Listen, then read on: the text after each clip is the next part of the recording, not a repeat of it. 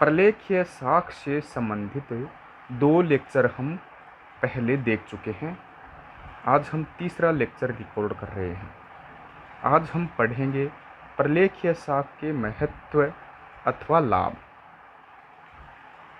प्रलेख्य साख अंतर्राष्ट्रीय व्यापार यानी कि इंटरनेशनल जो ट्रेड है उसके सौदों के भुगतानों को निपटाने की सर्वाधिक लोकप्रिय, सुरक्षित और प्रचलित पद्धति है।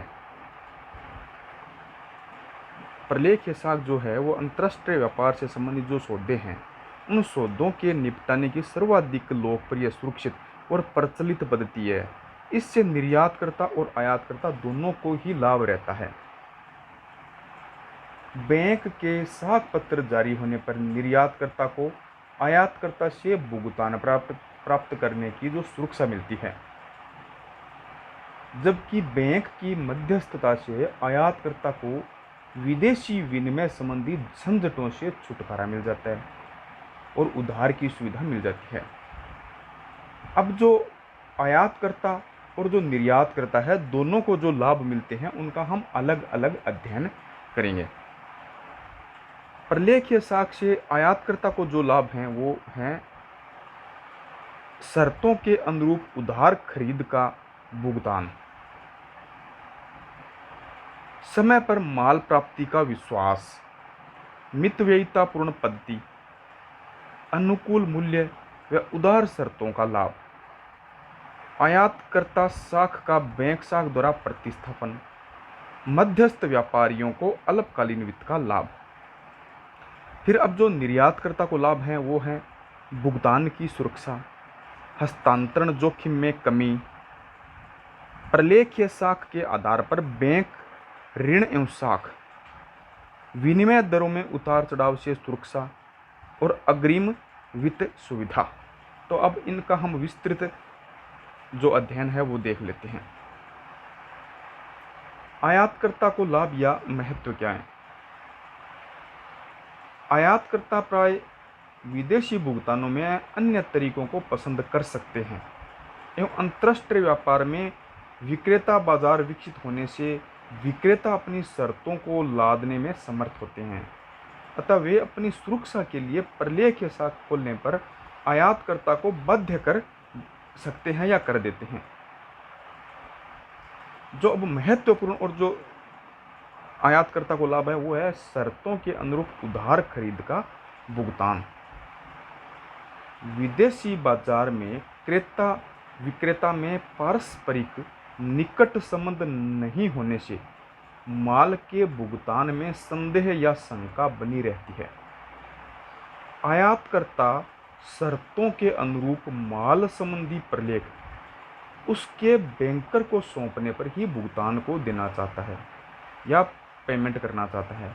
इस प्रकार आयातकर्ता को बैंक की मध्यस्थता से उधार पर खरीदने की सुविधा मिल जाती है तथा शर्तों के अनुसार माल मिलने की सुरक्षा भी मिल जाती है।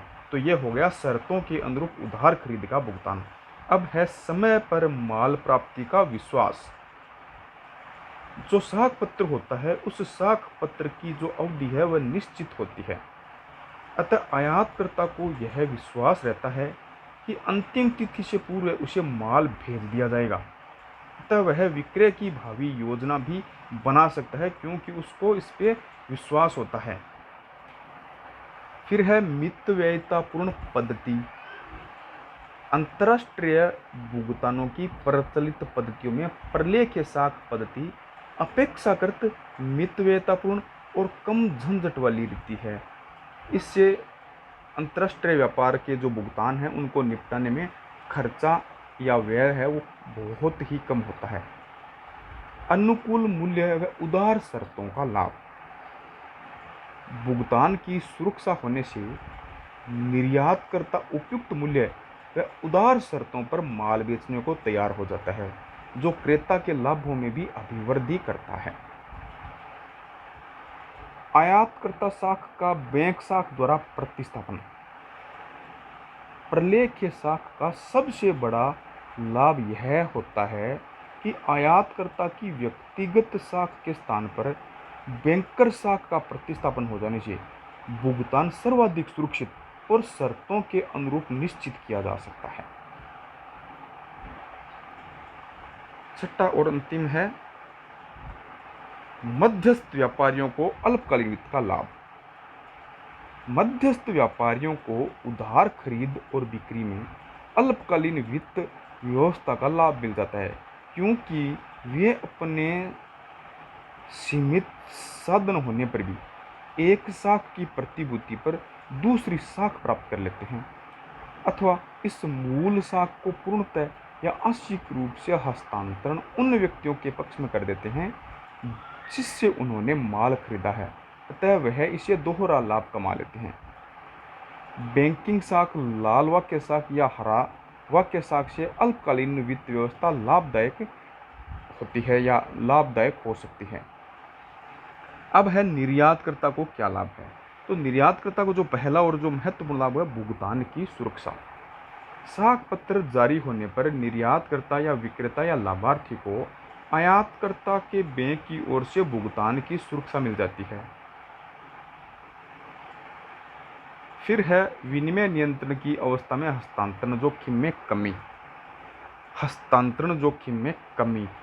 एक बार साख पत्र जारी होने पर विनिमय नियंत्रण लागू होने पर भी प्राय सरकार पुराने सौदों के निपटारे में अड़चन पैदा नहीं कर सकती। इससे निर्यात का भुगतान होना संभव हो जाता है। साख पत्र जारी करने वाले बैंक से भी भुगतान ले सकने का विश्वास बना रहता है।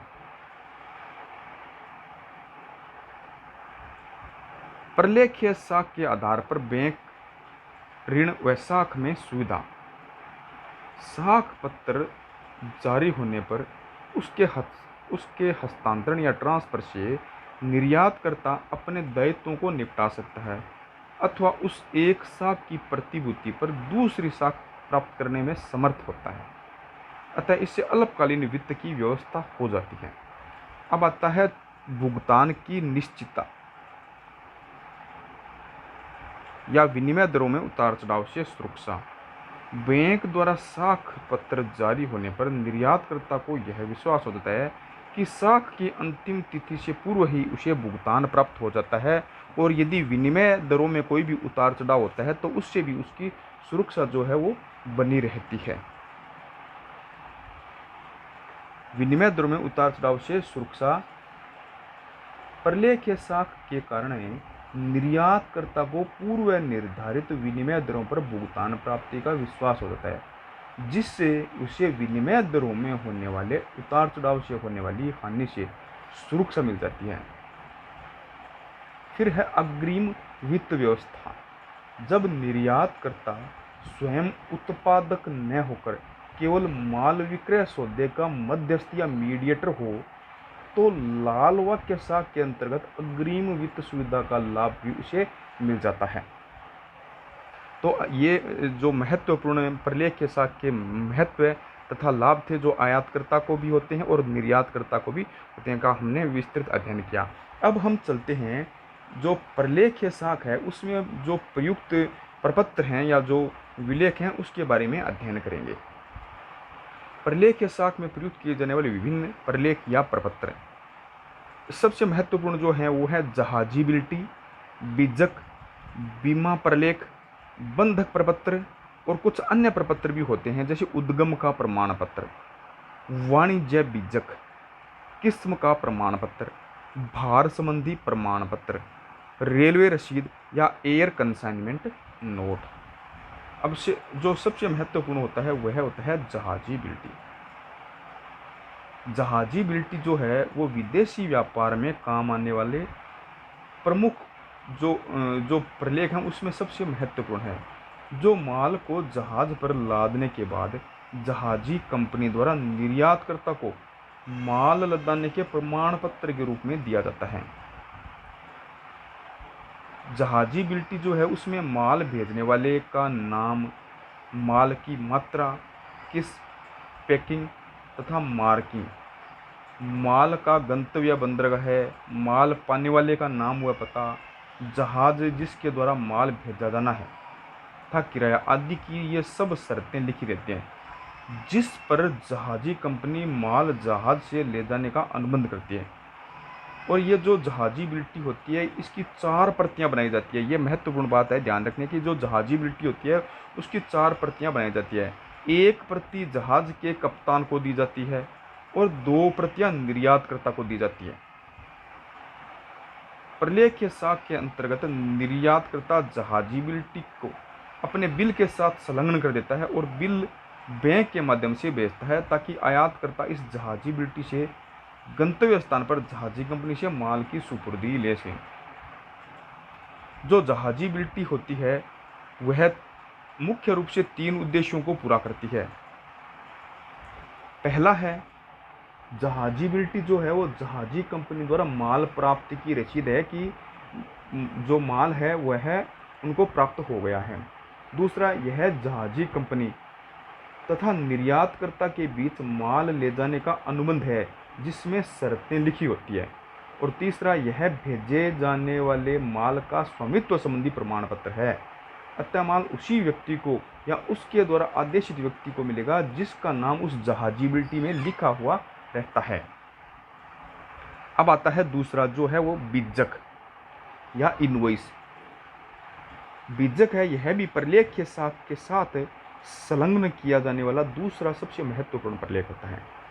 बीजक निर्यातकर्ता द्वारा भेजे गए माल का बिल होता है जिसमें दिनांक, बीजक संख्या, आयातकर्ता का नाम व पता, गंतव्य बंदरगाह है, जहाजीबिलिटी की क्रम संख्या, दिनांक, माल की मात्रा में उसकी किस्म, प्रति इकाई मूल्य, कुल मूल्य तथा मूल्य का प्रकार, माल की मार्किंग आदि। कभी कभी बीजक में कस्टम अधिकारी द्वारा विशेष रूप से चाहिए गई सूचना होती है, वह भी उसमें देनी पड़ती है। और जो बीजक होता है उसकी प्राय 3 या उससे अधिक प्रतियां भी बनाई जाती है। फिर आता है बीमा प्रलेख या इंश्योरेंस डॉक्यूमेंट्स। सामुद्रिक मार्ग से माल भेजे जाने वाले माल को जोखिम से बचाने के लिए ही माल का बीमा कराया जाता है। यह महत्वपूर्ण बात ध्यान में रखने योग्य है कि बीमा जो प्रलेख है या इंश्योरेंस डॉक्यूमेंट है, यदि हम समुद्री मार्ग से माल भेज रहे हैं तो यह समुद्र में जो जोखिमें होती है उनके खिलाफ एक कवर प्रदान करता है। बीमा कंपनी निश्चित प्रीमियम के बदले सामुद्रिक जो जोखिमें हैं उनसे होने वाली क्षति की पूर्ति का दायित्व ले लेती है। इस प्रकार से जो बीमा निर्यातकर्ता और बीमा कंपनी के बीच अनुबंध हो जाता है। तो प्रलेख या साख में बीमा प्रलेख बैंक के नाम अथवा निर्यातकर्ता के नाम पर ही उसे बैंक के नाम पृष्ठांकित या इंडोर्स करना पड़ता है। जहाजीबिलिटी की भांति जो बीमा प्रमाण पत्र है वह भी हस्तांतरणीय है। फिर आता है बंधक प्रपत्र। साख के अंतर्गत विदेशी विनिमय बिल तथा अनेक प्रलेख बैंकों के माध्यम से ही आदान प्रदान किए जाते हैं। अतः अगर क्रेता या विक्रेता बैंक से इन प्रलेखों की सुपुर्दी के साथ ही वित्तीय सहायता या उधार ले लेते हैं तो माल संबंधी सभी अधिकार एवं बंधक पत्र द्वारा बैंक को सौंप दिए जाते हैं। इससे बैंकों को प्रलेखों संबंधी माल का वैधानिक स्वामित्व मिल जाता है और ग्राहक से बैंक को माल का भुगतान न मिलने पर माल की बिक्री का अधिकार प्राप्त हो जाता है। यह बंधक पत्र सभी मामलों में जरूरी है या नहीं, यह जो बंधक पत्र है यह सभी मामलों में जरूरी होता है। अब जो महत्वपूर्ण और जो अन्य प्रपत्र हैं उनके बारे में पढ़ लेते हैं। उद्गम का प्रमाण पत्र, सर्टिफिकेट ऑफ ओरिजिन। उद्गम का प्रमाण पत्र सामान्यतः करों से छूट का लाभ उठाने के लिए आयातकर्ता द्वारा मांगा जाता है। यह प्रलेख जो होता है वह इस बात का प्रमाण होता है कि माल किसी देश विशेष की उत्पत्ति है। फिर है वाणिज्यिक बीजक। जब कभी किसी देश का वाणिज्य दूत उस देश से अपने देश को जाने वाले माल का हिसाब रखता है तो निर्यातक देश में स्थित विदेशी वाणिज्य दूत अपने निर्धारित प्रपत्र में भेजे जाने वाले माल का वाणिज्य बीजक लेता है। इसमें बीजक के समान ही माल की मात्रा, किस्म, कीमत आदि लिखे होते हैं। इस बीजक की भी 3 प्रतियां ही बनाई जाती है। एक प्रति है निर्यातकर्ता को दे दी जाती है, एक प्रति स्वयं जो वाणिज्य दूतावास है वह रख लेता है और एक प्रति आयातकर्ता के देश के कस्टम अधिकारियों को भेज दी जाती है। फिर आता है किस्म का प्रमाण पत्र। आयातकर्ता बैंक को यह विश्वास दिलाने के लिए कि माल की किस्म जो है वो अनुबंध की शर्तों के अनुरूप ही है, यह प्रमाण पत्र निर्यातकर्ता द्वारा जिम्मेदार एवं अधिकृत अधिकारियों के हस्ताक्षर से भेजना पड़ता है। फिर आता है भार संबंधी प्रमाण पत्र। प्राय सूखने वाले या स्वतः ही भार कम हो जाने वाले माल के संबंध में कभी कभी आयातकर्ता निर्यातकर्ता से यह प्रमाण पत्र मांगता है कि जहाजी लदान के समय माल का सही वजन क्या था। यह प्रमाण पत्र निर्यातकर्ता बंदरगाह अधिकारियों से प्राप्त कर बिल के साथ संलग्न करना पड़ता है। अब आता है रेलवे रसीद अथवा एयर कंसाइनमेंट नोट। कभी कभी माल समुद्रिक जहाज से नहीं भेजा जाकर रेल या हवाई जहाज से भेजा जाता है, तो उस समय जहाजी बिल्टी के स्थान पर रेल से माल भेजने पर रेलवे बिल्टी अथवा हवाई जहाज से भेजने पर हवाई लदान रसीद यानी एयर कंसाइनमेंट नोट भेजना पड़ता है। इसमें भी जहाजी बिल्टी के समान ही माल संबंधी सूचना एवं भेजने की शर्तें होती है।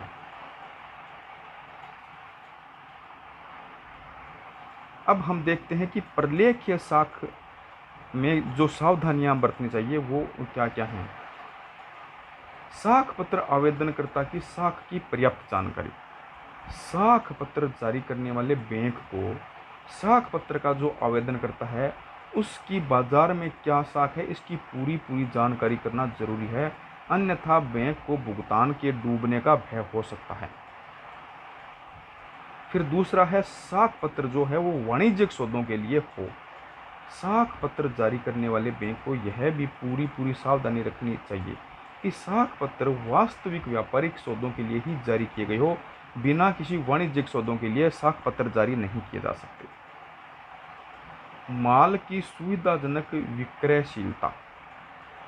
जिस माल के आयात के लिए आयातकर्ता को साख पत्र जारी किया जा रहा है वह माल यथासंभव शीघ्रता से कम नुकसान में बेचने योग्य होना चाहिए, ताकि आयातकर्ता द्वारा भुगतान का निपटारा न करने पर उस माल को बेचा जा सके और उससे अपना जो मूल्य है वो प्राप्त किया जा सके। फिर है सीमांतर की मांग या डिमांड फॉर मार्जिन। साख पत्र जारी करने वाले बैंक को चाहिए कि वह आवेदक आयातकर्ता से पर्याप्त सीमांतर की मांग करे, ताकि भावी क्षति के समय उसकी पूर्ति सीमांतर से की जा सके। पांचवा है साख पत्र पर निर्गमक बैंक अधिकारियों के हस्ताक्षर है उनका प्रमाणीकरण। निर्यातक देश के बैंक अभिकर्ता बैंक को यह पूरी तरह देख लेना चाहिए कि साख पत्र पर किए गए निर्गमक बैंक अधिकारियों के हस्ताक्षर सही हैं। अगर हस्ताक्षर जाली हुए तो निर्यातकर्ता तथा बैंक सभी संकट में पड़ सकते हैं, अतः सावधानी के तौर पर साख पत्र पर हस्ताक्षर की जो पुष्टि है वह निर्गमक बैंक से करनी चाहिए। फिर है साख पत्र की प्रकृति, नेचर ऑफ क्रेडिट। बैंक तथा निर्यातकर्ता को साख पत्र की प्रकृति के अनुरूप ही व्यवहार करना चाहिए। फिर है प्रलेख्य साख के पक्षकारों का परिचय। प्रलेख्य साख के व्यवहार बैंकों के माध्यम से होते हैं, अतः बिल के प्रक्रमण से पूर्व बैंक को साख पत्र के जो पक्षकार हैं उनका पूरा परिचय प्राप्त करना महत्वपूर्ण रहता है और उपयुक्त रहता है, ताकि गलत भुगतान से बचा जा सके। माल के प्राधान्य पत्र प्राप्त करना। बैंक को बिलों का प्रक्रमण करने से पूर्व ही आयातकर्ता से माल का प्राधान्य पत्र ले लेना चाहिए, ताकि कभी आयातकर्ता भुगतान करने में यदि असमर्थ हो तो बैंक उस माल की बिक्री करवाकर अपना बकाया वसूल कर सके। फिर 9वां है साख पत्रों की शर्तों की जांच। बिलों के प्रक्रमण से पूर्व बैंकर को साख पत्र की सभी शर्तों की पूर्ति करवा लेनी चाहिए, ताकि बिल का प्रक्रमण शर्तों के अनुरूप हो सके। फिर है साख पत्र की अवधि। बैंक को साख पत्र की निर्धारित अवधि के अंदर ही व्यवहार करना चाहिए, अन्यथा अवधि पार साख पत्रों का भुगतान अनियमित होने से बैंकर स्वयं ही उसके लिए लायबल या उत्तरदायी होगा। स्पष्ट दिशा निर्देश। बैंकों को स्पष्ट दिशा निर्देश के अनुसार ही साख पत्रों का भुगतान करना चाहिए। अस्पष्ट और दोषपूर्ण दिशा निर्देशों की अवस्था में विभिन्न पक्षों में विवाद उत्पन्न होने की शंका बनी रहती है। अब हम पढ़ेंगे प्रलेख्य साख की सीमाएं या कमियां क्या हैं। जो पहली और जो महत्वपूर्ण सीमाएं कि आयातकर्ता और निर्यातकर्ता दोनों की साख क्षमता की जानकारी करना कठिन रहता है।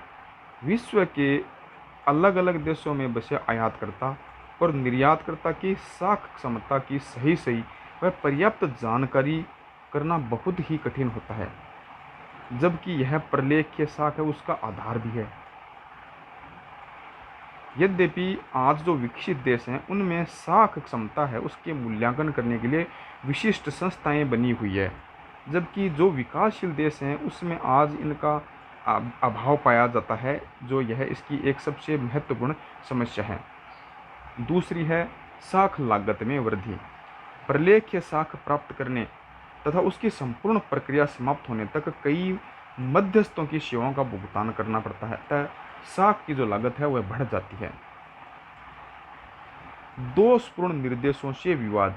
कभी कभी आयातकर्ता द्वारा अस्पष्ट तथा दोषपूर्ण निर्देशों से निर्यातकर्ता और मध्यस्थ बैंकों के बीच विवाद उत्पन्न हो जाते हैं, जो प्रलेख्य साख की कमियों को उजागर करता है। फिर है प्रपत्रों की जांच में लापरवाही। प्रलेख्य साख के अंतर्गत बैंकों द्वारा प्रपत्रों की सावधानी से जांच जरूरी होती है, ताकि प्रलेख्य साख की शर्तों के अनुरूप ही प्रपत्र हों। यदि मध्यस्थ बैंकों द्वारा थोड़ी सी भी लापरवाही रही तो वह संकट का कारण बन सकती है। फिर है लास्ट जटिल प्रक्रिया। प्रलेख्य साख की प्रक्रिया बड़ी जटिल है। उसको समझना और उसके अनुरूप सौदों का निष्पादन सामान्य व्यापारियों की समझ से परे होता है, अतः मध्यस्थ जो हैं उन मध्यस्थों पर इसकी निर्भरता बढ़ जाती है। थैंक्स।